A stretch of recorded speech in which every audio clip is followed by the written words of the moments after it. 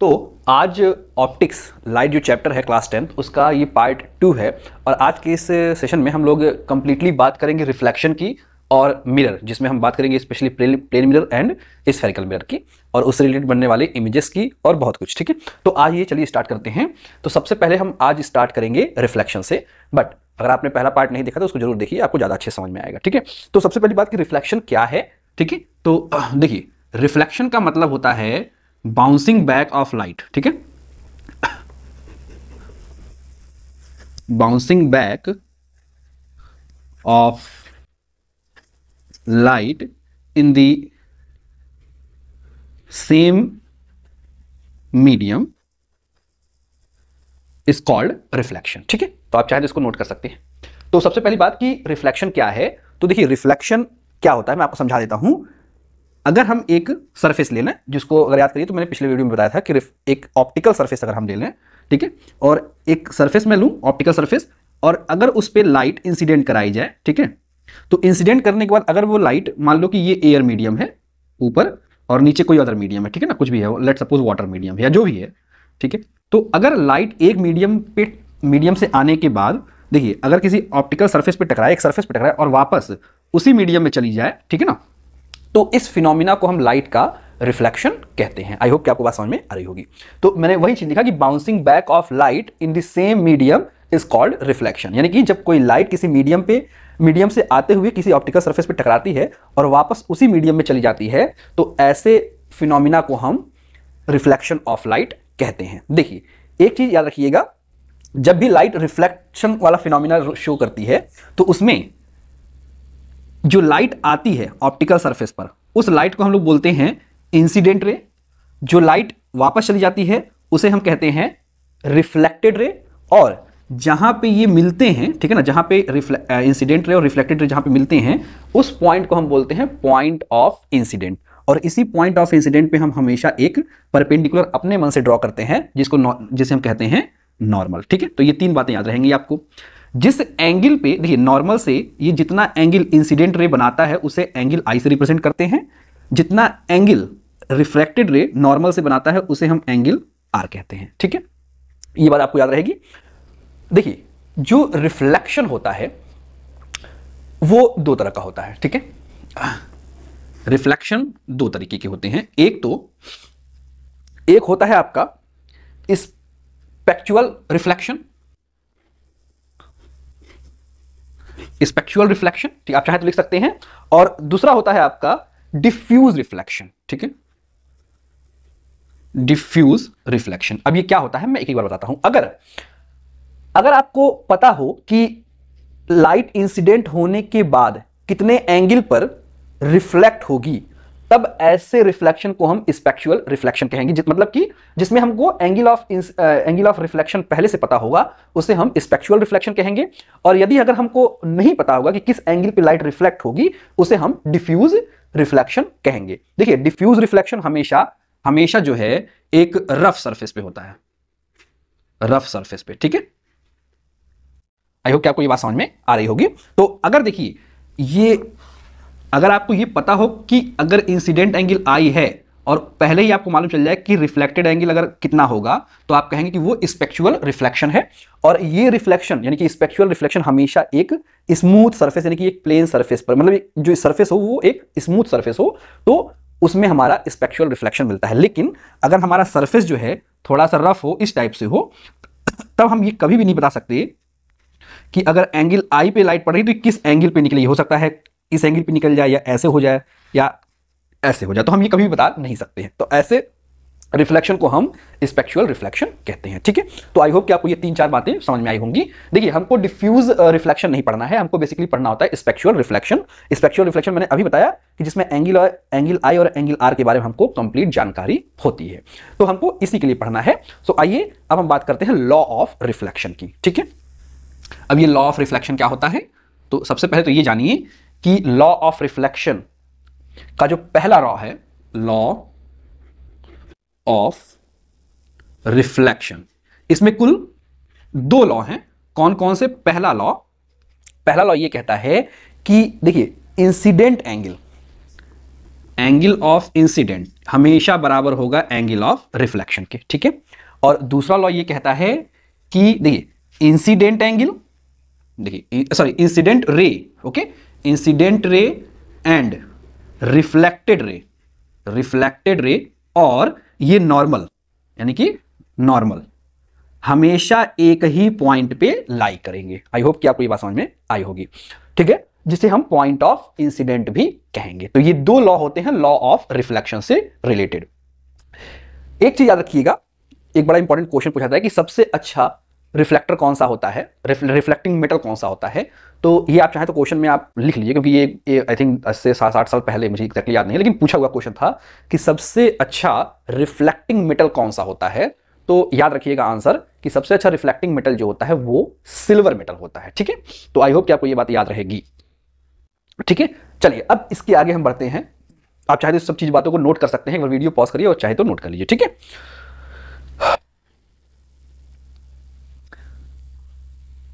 देखिए अब बात आती है सबसे इंपॉर्टेंट चीज, क्योंकि आपने रिफ्लेक्शन पढ़ लिया, रिफ्लेक्शन को समझ लिया आपने, तो अब एक बात आती है भाई कि मिरर क्या होता है, क्योंकि मिरर में ही आपको सारा का सारा रिफ्लेक्शन पढ़ना है।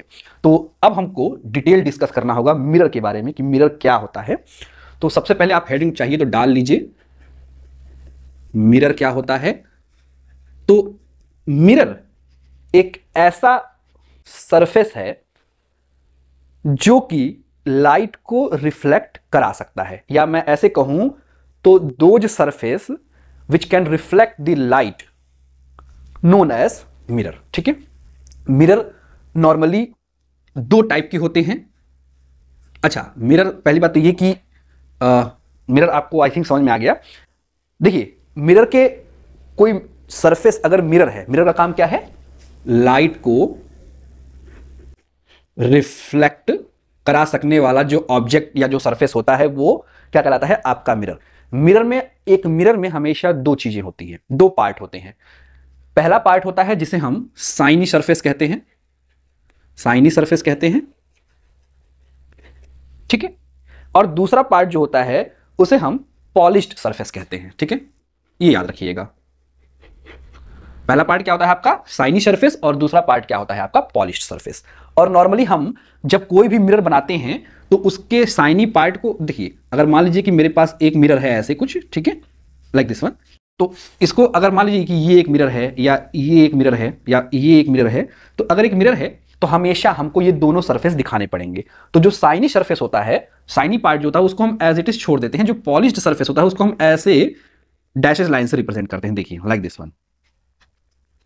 आप समझ रहे हैं मेरी बात। तो देखिए जिधर डैश लाइन बने हुए हैं वो मिरर का पॉलिश्ड सरफेस होता है, और जिधर प्लेन बिल्कुल लगता है वो आपका साइनिंग सरफेस होता है। तो ये देखिए तीनों केसेस में आपको ये चीजें समझ में आ रही होंगी, ठीक है। ये रहा इसका साइनिंग सरफेस और ये है इसका पॉलिश्ड सरफेस, ठीक है।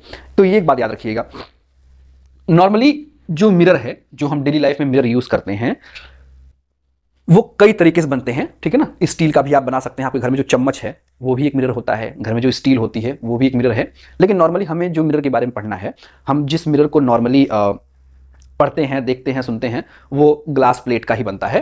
तो अगर आप कभी शीशा उठा के देखिएगा घर में तो आपको दिखेगा एक तरफ आपका साइनिंग सरफेस होगा जिधर आपका चेहरा दिखता है, और पीछे एक तरफ का कलर किया होगा, ठीक है ना। तो हम उसके बारे में आगे डिस्कस करेंगे। पहली चीज कि जो मिरर है वो, पहली बात तो ये कि मिरर के दो सरफेस होते हैं, एक साइनिंग सरफेस और दूसरा पॉलिश्ड सरफेस। मिरर नॉर्मली, ठीक है ना, मिरर दो तरीके के होते हैं, थोड़ा डिटेल में समझिएगा। एक तो होता है आपका प्लेन मिरर, ठीक है, और एक होता है आपका कर्व्ड मिरर, ठीक है। अच्छा, प्लेन मिरर और कर्व्ड मिरर क्या होता है, तो पहली बात तो ये कि प्लेन मिरर एक ऐसा मिरर होता है जो कि जिसका सरफेस कंप्लीटली प्लेन होता है। अगर सरफेस प्लेन नहीं है तो ऐसे मिरर को हम कर्व्ड मिरर कहते हैं, ठीक है। ये बात समझ में आई आपको। देखिए दूसरा चीज, कर्व्ड मिरर अपने आप में ही दो तरह के होते हैं। एक होता है आपका ज्योमेट्रिकल कर्व्ड मिरर, ठीक है, और एक होता है आपका नॉन ज्योमेट्रिकल कर्व्ड मिरर, ठीक है। और जो ज्योमेट्रिकल कर्व्ड मिरर होता है वो भी कई टाइप के होते हैं, जिसमें से एक होता है आपका इस स्फेरिकल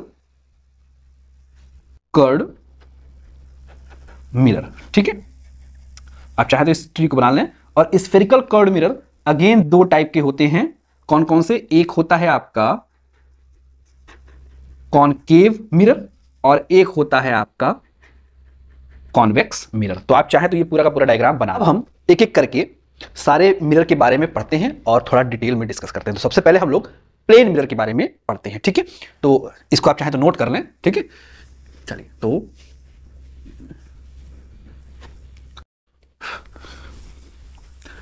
अब हम लोग सबसे पहले प्लेन मिरर के बारे में पढ़ते हैं। प्लेन मिरर, ठीक है, देखिए सबसे पहली बात तो प्लेन मिरर के बारे में। प्लेन मिरर हमेशा आप बनाएंगे कैसे? कुछ इस टाइप से। और मैंने बताया था ना कि मिरर के हमेशा दो सरफेस होते हैं, एक शाइनिंग सरफेस और दूसरा कौन सा सरफेस होता है आपका? Polished surface. एक क्वेश्चन आपसे अक्सर पूछा जाता है कि जब हम ग्लास प्लेट का यूज करके प्लेन मिरर बनाते हैं तो उसकी कोटिंग, जो पॉलिश्ड सरफेस बनाने के लिए हम किस टाइप की कोटिंग का यूज करते हैं, किस मटेरियल का यूज करते हैं? तो नॉर्मली हम लीड ऑक्साइड का यूज करते हैं पॉलिश करने के लिए। आजकल सिल्वर ऑक्साइड का भी यूज करते हैं और कभी कभी हम एल्युमिनियम का भी यूज कर लेते हैं। तो जो कोटेड साइड है उसको बनाने के लिए हम लीड ऑक्साइड या सिल्वर या फिर एल्युमिनियम का हम यूज करते हैं। पहली चीज तो आपको प्लेन मिरर की प्रॉपर्टी पता होनी चाहिए। दो तीन प्रॉपर्टीज हैं। प्रॉपर्टी क्या है? पहली प्रॉपर्टी है कि प्लेन मिरर का जो फोकल लेंथ होता है, ये एक नाम याद रखिएगा, मैं आगे डिस्कस करूंगा प्लेन मिरर के बारे में, फोकल लेंथ के बारे में। तो सबसे पहली चीज कि प्लेन मिरर का जो फोकल लेंथ होता है, याद रखिएगा, वो हमेशा इनफाइनाइट होता है। दूसरा, इसमें बनने वाला जो इमेज होता है जो, ठीक है ना, याद रखिएगा, ये चार पांच बातें आपको एकदम याद रखनी है। पहली चीज की फोकल लेंथ प्लेन मिरर का इनफाइनाइट होता है। इमेज जो हमेशा होता है वो हमेशा वर्चुअल और इरेक्ट होता है। ठीक है। तीसरी चीज, साइज ऑफ इमेज जो होता है, साइज ऑफ इमेज वो हमेशा साइज ऑफ ऑब्जेक्ट के बराबर होता है। ये एक बड़ा इंपॉर्टेंट बात है। ठीक है ना, ठीक है। तीसरी बात। और चौथी बात ये कि अगर आपको किसी प्लेन मिरर में, मान लीजिए आपकी बॉडी है, तो आपकी बॉडी का पूरा इमेज देखने के लिए जो मिनिमम लेंथ ऑफ मिरर होना चाहिए वो ऑब्जेक्ट की हाइट का कम से कम आधा होना चाहिए। ठीक है ना। यानी कि लेट सपोज कि एक आदमी है, देखिए एक सपोज कीजिए कि एक आदमी है, ठीक है ना, और उसका जो लेंथ है वो मान लीजिए कि h है, ठीक है, और वो एक मिरर के सामने खड़ा हुआ है। तो इस मिरर में इसका पूरी की पूरी बॉडी दिखने के लिए जो मिरर क्या नाम है, जो मिरर का जो लेंथ होना चाहिए वो आदमी के लेंथ का, यानी कि हाई, कम से कम जो मिनिमम लेंथ होगा मिरर का वो h/2 के बराबर होना चाहिए। ये याद रखिएगा। ठीक है। तो पहली बात, ये चार चीजें आप याद रखिएगा। प्रॉपर्टी क्या क्या है कि प्लेन मिरर का जो फोकल लेंथ होता है वो इन्फिनिटिव होता है, इमेज हमेशा वर्चुअल और इरेक्ट होता है, साइज ऑफ इमेज कितना होता है वो हमेशा साइज ऑफ ऑब्जेक्ट के बराबर होता है, और चौथी बात कि प्लेन मिरर में किसी भी बॉडी का किसी ऑब्जेक्ट का पूरा दिखने के लिए इमेज को कम से कम उस ऑब्जेक्ट के हाइट का आधा होना जरूरी है। ठीक है। तो ये चार बातें हैं। देखिए, अगर मैं इसके इमेज, मतलब एक प्लेन मिरर के इमेज फॉर्मेशन की बात करूं, इमेज फॉर्मेशन इसमें कैसे होता है, तो आप इसको याद रखिएगा, इसका इमेज फॉर्मेशन कैसे होता है। तो सबसे पहले आप एक प्लेन ग्लास प्लेट बना लीजिए, उसको पीछे से कोटिंग कीजिए, तो आपका ये एक प्लेन मिरर बन जाएगा। ठीक है। आई होप कि आपको ये बात समझ आ रही होगी। और आप देखिए, तो अगर मैं यहां से कुछ लाइट अगर इस पे इंसिडेंट कराऊं लाइक दिस वन, ठीक है, देखिए कुछ इस टाइप से, मान लीजिए कोई एक ऑब्जेक्ट है यहाँ पे, यहाँ से कई लाइट इस पे आ रही हैं। ठीक है। और ऑब्वियस सी बात है कि ये अब अलग अलग एंगल्स पे निकलेंगी, तो कुछ इधर निकल जाएगा, कुछ इधर चला जाएगा, कुछ आपका इधर चला जाएगा। ठीक है। और देखिए इसको जब आप आगे की तरफ मिलाएंगे कुछ इस टाइप से, तो ये आपको एक पॉइंट पे आपको मिलते हुए दिखेंगे। तो मान लीजिए कि ये आपका ऑब्जेक्ट था, ठीक है, तो उस ऑब्जेक्ट का मान लीजिए ये आपका ऑब्जेक्ट था, तो इसको मैं थोड़ा और अच्छे से बना देता हूं। तो इसको अगर आप बनाएंगे कुछ इस तरह से, आपका ऑब्जेक्ट पीछे की तरफ वर्चुअली बनता हुआ दिखेगा। तो और यहां से अगर आप मान लीजिए आपकी आंख है, ठीक है ना, तो आपको मिरर के अंदर, ठीक है, मिरर के अंदर उस ऑब्जेक्ट का एक वर्चुअल इमेज मिलता हुआ फील होगा। तो ये कहलाता है आपका इमेज थ्रू प्लेन मिरर। आप चाहें तो इस आपके सामने एक फिगर बना हुआ है, आप इसमें फील कर सकते हैं कि कैसे एक आदमी जो है मिरर में अपने आप को देख रहा है। तो अगर आप देखें तो इस केस में जो इमेज है उस आदमी का बिल्कुल उसके हाइट के बराबर ही है, बट मिरर के अंदर बना हुआ है, ठीक है ना। और वो इमेज जो है एक्चुअल में एक वर्चुअल इमेज को रिप्रेजेंट कर रहा है। आई होप कि आपको ये बात समझ में आ रही होगी। तो ये तो था आपका प्लेन मिरर के रिस्पेक्ट में। इसके बिहाफ पे एक न्यूमेरिकल ये पूछा जाता है कि अगर मान लीजिए कि एक ऑब्जेक्ट है, ठीक है ना, एक ऑब्जेक्ट अगर सपोज कीजिए कि जिसका हाइट 170 मीटर है, 170 सेंटीमीटर का है, तो उस ऑब्जेक्ट को अपनी इमेज प्लेन मिरर में देखने के लिए उस मिरर की मिनिमम हाइट कितनी होनी चाहिए। तो आप इस क्वेश्चन को लगाइएगा, एक बार वीडियो पॉज करके खुद ही सॉल्व कीजिए और मुझे कमेंट करके बताइए कि उसका आंसर क्या आएगा। मेरा क्वेश्चन फिर से आप सुन लीजिए कि एक ऑब्जेक्ट है, ठीक है ना, उस ऑब्जेक्ट की जो हाइट है वो 170 सेंटीमीटर की है। तो मिरर का मिनिमम लेंथ क्या हो या मिरर की मिनिमम हाइट क्या हो जिसकी वजह से उस ऑब्जेक्ट का हम कंप्लीट इमेज उस मिरर में देख सकें। तो आप थोड़ा सा सोचिएगा और मुझे आंसर जरूर दीजिएगा, ठीक है। चलिए अब इसके आगे हम चलते हैं। ये तो रही बात प्लेन मिरर की। अब हम बात करते हैं एक सबसे इंपॉर्टेंट पार्ट जो है आपका कर्व मिरर, ठीक है ना। तो अब हम आते हैं कर्व मिरर की। तो जैसा कि मैंने बताया कि कर्व मिरर दो टाइप के होते हैं। कौन कौन से भाई? एक होता है आपका ज्योमेट्रिकल कर्व मिरर, एक होता है आपका नॉन ज्योमेट्रिकल कर्व मिरर। आप चाहे तो इसको अच्छे से बना लीजिए, ठीक है ना। ज्योमेट्रिकल कर्व मिरर भी कई टाइप के होते हैं, जिसमें से मैं एक स्पेशल टाइप की बात करूंगा और वो होता है आपका स्फेरिकल कर्व मिरर की। और स्फेरिकल कर्व मिरर भी फर्दर दो टाइप के होते हैं। कौन कौन से? एक होता है आपका कॉनकेव मिरर और एक होता है आपका कॉन्वेक्स मिरर, ठीक है। सबसे पहली बात कि कर्व मिरर क्या होता है, तो मैंने बताया कि एक ऐसा मिरर जो कि प्लेन नहीं है, उसके अलावा चाहे कैसा भी है, वो कहलाएगा आपका कर्व मिरर, ठीक है ना। कर्व मिरर दो टाइप के हैं, ज्योमेट्रिकल, नॉन ज्योमेट्रिकल, ठीक है ना। और उसमें भी ज्योमेट्रिकल में भी कौन से होते हैं? Spherical curve mirror. तो अब हमको क्लास 10th लेवल पे इसके बारे में यानी कि स्फेरिकल मिरर के बारे में ही कंप्लीट डिस्कशन करना है। तो सबसे पहले तो हम बात करेंगे स्फेरिकल मिरर के बारे में और स्फेरिकल मिरर क्या होता है और कॉनकेव और कॉन्वेक्स मिरर कैसे बन जाते हैं। तो चलिए एक एक करके हम डिस्कस करते हैं। तो सबसे पहली बात कि स्फेरिकल मिरर किसे कहते हैं? स्फेरिकल मिरर क्या होता है, चाहिए तो आप लोग लिख लीजिए। तो स्फेरिकल मिरर होता है कि जब किसी स्फेरिकल ग्लास को, देखिए, जब हम कोई एक स्फेरिकल ग्लास को के कुछ हिस्से को, लेट सपोज कि इतने हिस्से को मैं, देखिए, अगर किसी ग्लास सरफेस के थोड़े से, देखिए ये पूरा का पूरा ग्लास था, मैं एक बार फिर से बनाता हूं। देखिए ये है पूरा का पूरा वो गोल ग्लास का शीट है, ठीक है ना, या गोला है। तो ऑब्वियसली बात है उस ग्लास का अपना एक रेडियस होगा, ऑब्वियसली बात है। तो इस रेडियस को मैं आर से नाम दे देता हूं। इसका, इस गोले का या इस स्फेयर का अपना एक सेंटर होगा। अब मैं सिर्फ इतनी बात कह रहा हूं कि यदि इस पूरे ग्लास स्फेयर का एक छोटा सा टुकड़ा मैं निकालूं यहां से यहां तक का, लेट सपोज वो टुकड़ा है m से लेके m तक का, ठीक है ना, और बाकी टुकड़े को मैं हटा दूं, देखिए, तो ये मेरे पास उस पूरे स्फेयर का एक छोटा सा टुकड़ा मिला। तो ये जो टुकड़ा मिला एक्चुअली ये क्या है? उस स्फेयर का ही तो छोटा सा पार्ट है। तो यही जो पार्ट है ये कहलाता है आपका स्फेयर का पार्ट। अच्छा, अब ये मिरर कब बनेगा?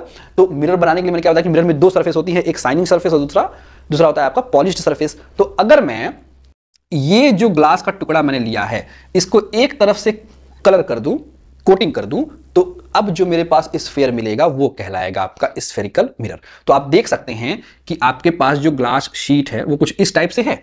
हम चाहें तो एक बार अंदर से कलर कर सकते हैं, इस तरह से, देखिए इस तरह से इसकी कोटिंग कर दें, ठीक है, या तो हम चाहें तो इसको बाहर से ऐसे कोट कर दें।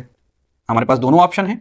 आई होप कि आपको बात समझ में आ रही होगी। तो याद रखिएगा, जब हम किसी कर्व्ड ग्लास को अंदर से कलर करते हैं तो देखिए अंदर वाला क्या बन जाएगा आपका, कौन सा सरफेस बन जाएगा आपका, सोच के बताइए मुझे थोड़ा सा। तो अंदर वाला आपका बन जाएगा पॉलिश्ड सरफेस और जो बाहर जो स्मूथ है वो बन जाएगा आपका शाइनिंग सरफेस। तो याद रखिएगा, अगर आपने अंदर से पॉलिश्ड किया हुआ है तो ऐसे स्फेरिकल मिरर को हम बोलेंगे कॉन्वेक्स स्फेरिकल मिरर। और यदि आपने बाहर से अगर क्या नाम है पॉलिश किया हुआ है तो ऐसे स्फेरिकल मिरर को हम बोलेंगे कॉनकेव स्फेरिकल मिरर। तो आई होप कि आपको ये बातें समझ में आई होंगी। अच्छा, एक चीज याद रखिएगा, कॉन्वेक्स स्फेरिकल मिरर को हम कभी कभी कन्वर्जिंग स्फेरिकल मिरर भी कहते हैं, ठीक है ना। ठीक है, आई होप कि आपको सॉरी कॉन्वेक्स मिरर को हम कॉन्वेक्स मिरर को हम कभी कभी हम डाइवर्जिंग मिरर भी कहते हैं या कभी कभी हम स्कैटर्ड मिरर भी कहते हैं, ठीक है। और जो कॉनकेव मिरर होता है इसको मोस्ट ऑफ द टाइम हम कन्वर्जिंग मिरर कहते हैं या नॉर्मली तो हम इसको कॉनकेव मिरर तो कहते ही हैं, ठीक है। तो याद रखिएगा, convex mirror also known as diverging mirror या फिर स्कैटरिंग मिरर, आप चाहे तो लिख लें, और concave mirror also known as converging mirror, ठीक है ना। तो आइए आप इसके आगे हम लोग बढ़ते हैं थोड़ा सा, आप चाहे तो इस सब चीजों को नोट कर सकते हैं। देखिए, जो स्फेरिकल मिरर है इससे रिलेटेड कुछ बहुत सारी डिफिनीशंस हैं, आप चाहें तो उसको नोट करिए, बहुत इंपॉर्टेंट है आपके एग्जामिनेशन पॉइंट ऑफ व्यू से। तो definition related to spherical mirror, तो सबसे पहले तो मैं एक स्फेरिकल मिरर बनाता हूं। अब यहां पे कॉन्वेक्स होगा या कॉनकेव होगा, क्या फर्क पड़ता है, दोनों के लिए डिफिनीशन सेम ही होंगी। तो यहां पे मैं एक कॉनकेव मिरर डिजाइन करता हूं, ठीक है। कॉनकेव मिरर का मतलब क्या कि एक जो अंदर वाला सरफेस हो ग्लास का वो स्मूथ हो यानी कि शाइनिंग सरफेस हो, और बाहर वाला जो है वो कोटेड सरफेस हो। और ये जो था मैंने यहाँ पे M लिखा था, N लिखा था, याद रहा है आपको। और ये चूंकि ये वो एक स्फीयर का पार्ट था तो उस स्फीयर का अपना एक रेडियस था यानी कि सेंटर था, ठीक है ना, सॉरी एक सेंटर पॉइंट था, ठीक है। अब सबसे पहली चीज तो इसमें क्या क्या जानने वाली है, सबसे पहला पॉइंट, पहली चीज अपर्चर। नाम लिखते जाइए, समझते जाइए, मैं बोलता जा रहा हूं।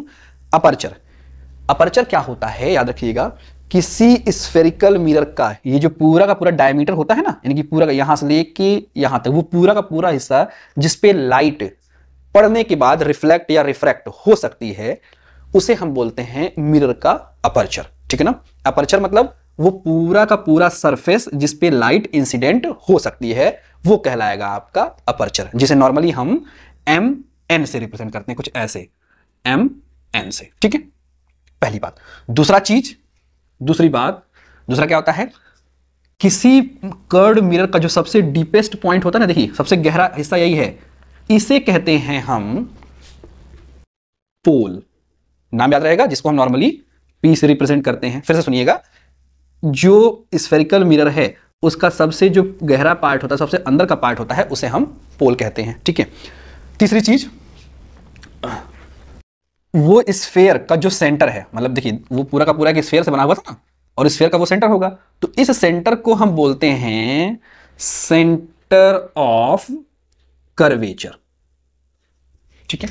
याद रखिएगा, नाम फिर से लिख लीजिएगा, जो C होता है मतलब centre part of the sphere of mirror होता है, उसे हम सेंटर ऑफ कर्वेचर बोलते हैं, ठीक है। चौथी पॉइंट सबसे इंपॉर्टेंट, देखिए पोल से और सेंटर ऑफ कर्वेचर के बीच का जो डिस्टेंस होता है, इसे हम कहते हैं रेडियस ऑफ कर्वेचर, ठीक है। जिसे हम देखिए सेंटर ऑफ कर्वेचर को तो हम C से रिप्रेजेंट करते हैं, रेडियस ऑफ कर्वेचर को हम R से रिप्रेजेंट करते हैं। फिर से सुनिए मैंने क्या कहा कि पोल से सेंटर ऑफ कर्वेचर का बीच के जो डिस्टेंस होता है उसे हम रेडियस ऑफ कर्वेचर कहते हैं। पांचवी बात, देखिए पांचवी बात क्या है, एक ऐसी इमेजिनरी लाइन जो कि पोल और सेंटर ऑफ कर्वेचर से होकर पास करती है, इसे हम कहते हैं प्रिंसिपल एक्सिस। प्रिंसिपल एक्सिस का मतलब एक ऐसी इमेजिनरी लाइन जो पोल और सेंटर ऑफ कर्वेचर से होकर पास करती हो, असल में नहीं होती, हम ऐसा बस मानते हैं, ऐसे लाइन को हम प्रिंसिपल एक्सिस कहते हैं, ठीक है ना। छठवीं बात, यदि किसी कॉनकेव मिरर या किसी भी मिरर पे अगर हम पैरेलल लाइन इंसिडेंट कराएं, तो इंसिडेंट करने के बाद वो जिस पॉइंट पर प्रिंसिपल एक्सिस के जिस पॉइंट पे आके टकराएगी, देखिए ये दो पैरेलल लाइन थी, इंसिडेंट होने के बाद रिफ्लेक्ट की, तो रिफ्लेक्ट होने के बाद ये जिस पॉइंट पे आके मिलेंगी, किस पर, प्रिंसिपल एक्सिस के, उस पॉइंट को हम बोलते हैं प्रिंसिपल फोकस। प्रिंसिपल फोकस किससे रिप्रेजेंट करते हैं, कैपिटल F से। बात समझ आई। और जो सातवीं बात क्या होती है कि पोल से और प्रिंसिपल फोकस के बीच का जो, देखिए ये रहा पोल, ये है पोल और ये है आपका प्रिंसिपल फोकस, तो इसके बीच का जो डिस्टेंस होता है इसे हम कहते हैं फोकल लेंथ, और रिप्रेजेंट किससे करते हैं, स्मॉल एफ से। आई होप कि आपको ये सातों बातें एक बार समझ में आई होंगी। मैं एक बार फिर से दोहराता हूं, एक बार फिर से सुनिएगा। देखिए ये पूरा का पूरा सरफेस जिस पे लाइट रिफ्लेक्ट होती है उसे हम कहते हैं अपर्चर। सरफेस का जो सबसे डीपेस्ट पॉइंट होता है उसे हम कहते हैं पोल। पोल से और स्फेयर के सेंटर का वो स्फेयर जिसका सेंटर सी था उसे हम कहते हैं सेंटर ऑफ कर्वेचर। पोल और सेंटर ऑफ कर्वेचर के बीच का जो डिस्टेंस होता है उसे हम रेडियस ऑफ कर्वेचर बोलते हैं, जिसे आर से रिप्रेजेंट करते हैं, ठीक है ना। प्रिंसिपल पोल और सेंटर ऑफ कर्वेचर से पास होने वाली एक काल्पनिक लाइन, एक इमेजिनरी लाइन जो होती है उसे हम प्रिंसिपल एक्सिस कहते हैं, ठीक है। देखिए जब पैरेलल लाइट मिरर पे रिफ्लेक्ट कराई जाती है तो आफ्टर द रिफ्लेक्शन वो प्रिंसिपल एक्सिस के जिस पॉइंट पर मीट करता है उसे हम प्रिंसिपल फोकस कहते हैं। और लास्ट बात कि प्रिंसिपल फोकस और पोल यानी कि पोल और प्रिंसिपल फोकस के बीच का जो डिस्टेंस होता है उसे हम फोकल लेंथ कहते हैं। तो आपको ये सातों बातें आई होप कि समझ में आ गई होंगी। एक छोटा सा फॉर्मूला याद रखिएगा, प्रिंसिपल फोकस और रेडियस ऑफ कर्वेचर के बीच में एक छोटा सा फॉर्मूला होता है और वो होता है F = R/2 के बराबर, या हम कह सकते हैं कि R = 2 times of principal focus होता है। तो इस फॉर्मूले को आप याद रखिएगा, बहुत छोटा सा फॉर्मूला है, ठीक है। इसके बाद हमको पढ़ना है साइन कन्वेंशंस के बारे में। चलिए तो साइन कन्वेंशन से रिलेटेड कुछ बातें हैं। देखिए ये तो हो गई डिफिनीशन, ठीक है। अब बात करते हैं साइन कन्वेंशंस की, बहुत जरूरी चीज है आपके लिए जानना। तो साइन कन्वेंशन क्या क्या है, देखिए अगर मान लीजिए कि मैं एक बना ही दूं, ठीक है ना। देखिए ये तो हो गया आपका अपर्चर M से लेके N तक, ठीक है। ये हो गया इसका पोल और ये सपोज कर लीजिए इसका सेंटर ऑफ कर्वेचर है। इससे पास होने वाली एक लाइन जो है इमेजिनरी लाइन, उसको हमने क्या नाम दिया है, प्रिंसिपल एक्सिस। पोल से सेंटर ऑफ कर्वेचर के बीच के डिस्टेंस को हम लोग क्या बोलते हैं, रेडियस ऑफ कर्वेचर, याद रहेगा आपको, ठीक है ना। और मैंने बताया था कि रेडियस ऑफ कर्वेचर का आधा जो होता है वो प्रिंसिपल फोकस होता है। तो लेट सपोज कि यहाँ पे कहीं आपका होगा प्रिंसिपल फोकस, क्योंकि देखिए फॉर्मूला क्या होता है, F = R/2, यानी कि R जो होगा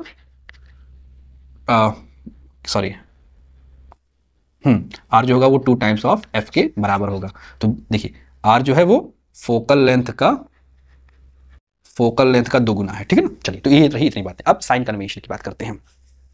सबसे पहला पॉइंट अच्छा मैं इसको थोड़ी देर के लिए, समझ में आ रहा होगा आपको आई थिंक चीजें, आप पॉइंट नोट करते जाइए, मैं 1 बाय 1 बोलता जा रहा हूं। सबसे पहली चीज कि जब भी किसी ऑब्जेक्ट से लाइट आनी होगी तो ऑब्जेक्ट हमेशा एक तो पहली बात ये कि ऑब्जेक्ट हमेशा शाइनी सरफेस के तरफ होगा। दूसरी चीज जो सबसे इंपॉर्टेंट है, ऑब्जेक्ट हमेशा मिरर के हमेशा लेफ्ट हैंड साइड में रखा जाएगा, ठीक है। या तो आप ऊपर की तरफ रखिए या चाहे आप नीचे की तरफ रखें, ये आपके ऊपर है, लेकिन ऑब्जेक्ट हमेशा मिरर के बाएं साइड में ही होगा, ठीक है। दूसरी चीज सबसे इंपॉर्टेंट कि जो ऑब्जेक्ट की हाइट होगी, देखिए ध्यान से समझिएगा, उसको आप हमेशा h से रिप्रेजेंट करेंगे। अब क्वेश्चन आएगा कि या तो हम +h लिखेंगे या फिर हम -h लिखेंगे। तो याद रखिएगा +h हम तब लिखेंगे जब ऑब्जेक्ट प्रिंसिपल एक्सिस के ऊपर होगा, और -h आप तब लिखेंगे जब ऑब्जेक्ट प्रिंसिपल एक्सिस के नीचे होगा, ठीक है। तो ये तो रहा आपका दूसरा पॉइंट। पहला पॉइंट क्या था, पहला पॉइंट ये था कि object should be placed left side of the mirror, मतलब कि ऑब्जेक्ट हमेशा मिरर के लेफ्ट साइड में होगा, पहला पॉइंट। दूसरा पॉइंट क्या था कि ऑब्जेक्ट की हाइट h से ली जाएगी, अगर ऑब्जेक्ट प्रिंसिपल एक्सिस के ऊपर है तो +h से, और नीचे रखा है तो -h से, ठीक है ना। तीसरा पॉइंट सेम चीज, यही चीज आपका इमेज के लिए भी होगा। इमेज या तो देखिए, इमेज या तो प्रिंसिपल एक्सिस के ऊपर बने चाहे प्रिंसिपल एक्सिस के नीचे बने, तो इमेज की हाइट को आप हमेशा I से रिप्रेजेंट करेंगे। तो वही बात कि अगर इमेज प्रिंसिपल एक्सिस के ऊपर बनेगा तो +I और नीचे बनेगा तो -I से रिप्रेजेंट करेंगे, ठीक है। इतनी बातें।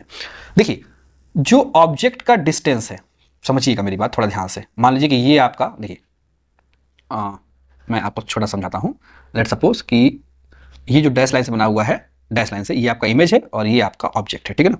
तो डिस्टेंस, ठीक है ना, डिस्टेंस यानी कि लेंस मिरर से जो दूरी है वो हम कैसे मेजर करेंगे? तो याद रखिएगा, हमेशा जो डिस्टेंस है वो पोल से मेजर किया जाएगा। यानी कि पोल से कहेंगे ऑब्जेक्ट का डिस्टेंस और पोल से ही इमेज का डिस्टेंस। ये कभी नहीं कहेंगे कि इमेज ऑब्जेक्ट का पोल से डिस्टेंस या इमेज का पोल से डिस्टेंस। हमेशा कहेंगे क्या?